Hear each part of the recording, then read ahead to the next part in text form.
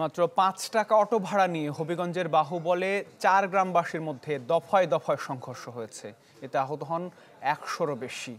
ভাঙচুর ও আগুন দেয়া হয় দোকানপাটে। এক পর্যায়ে তার রূপ নেয় রণক্ষেত্রে। এদিকে লালমনিরহাটে শ্রমিকদের দুপক্ষের সংঘর্ষে সাংবাদিক, পুলিশ সহ আহত হয়েছেন ১০ জন।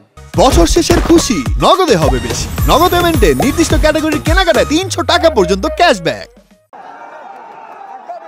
অটোরিকশার ভাড়া নিয়ে প্রথমে বাকবিতণ্ডা, এরপর বাধে তুমুল সংঘর্ষ। মুহূর্তেই হবিগঞ্জের বাহুবলের মৌছাক এলাকা পরিণত হয় রণক্ষেত্রে।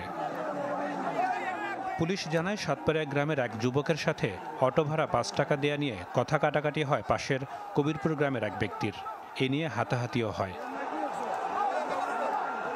এক পর্যায়ে বিষয়টি জানাজানি হলে দুই গ্রামের লোকজনের মধ্যে শুরু হয় সংঘর্ষ।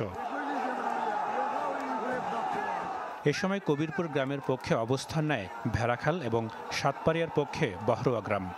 এতে দফায় দফায় কয়েক ঘন্টা ধরে চলে ৪ গ্রামবাসীর সংঘর্ষ। আহত হন শতাধিক, উদ্ধার করে নেওয়া হয় হাসপাতালে। ভাঙচুর আগুন দেওয়া হয় দোকানপাটে। অটোরিকশা ভাড়া সাধারণত কথা কাটাকাটি নিয়ে এই বিষয় নিয়ে একটা প্রায় ৪ ঘন্টা বেশি হয়েছে। কয়েকটা গ্রামের মানুষ এখানে এর মাঝে বেড়াগাল এখানে খবির পুরাইয়া তারা এখানে তারা করছে এবং মারপিট করছে। আক্রমণ করে টাকা পয়সা তারা মারপিট করছে, মারপিট করে টাকা পয়সা নিয়ে গেছে।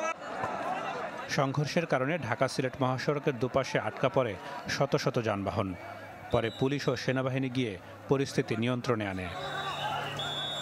3টি গ্রামের মধ্যে উত্তেজনা দেখা দেয়, তাদের মধ্যে ইস্পাত তেল এবং অন্যান্য বিষয় নিয়ে মারামারি উদ্ভব হলে বাহুবল থানা পুলিশ এবং জেলা পুলিশ সেইখানে অবস্থান নেয় এবং তাদেরকে নিবৃত্ত করার চেষ্টা করে। পরবর্তীতে সেনাবাহিনীর দলের সাথে যোগাযোগ করে তারা আসলে পরিস্থিতি নিয়ন্ত্রণে আসে। এর মধ্যে আমাদের 2 জন পুলিশও আহত হয়েছে, আর কিছু লোকজন আহত হয়েছে, গুরুতর আহত নেই। তাদের অধিকাংশরে মাথা ফাটা বা গায়ে আঘাতের চিহ্ন আছে। আমরা যেগুলো সেলাই দেওয়া সম্ভব, চিকিৎসা সম্ভব, ওটা আমরা সেলাই দিয়েছি এবং চিকিৎসা দিয়েছি।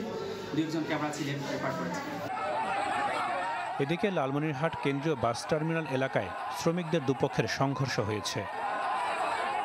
এতে সাংবাদিক, পুলিশ সহ আহত হয়েছেন অন্তত 10 জন। নাদিম হোসেন, চ্যানেল 24।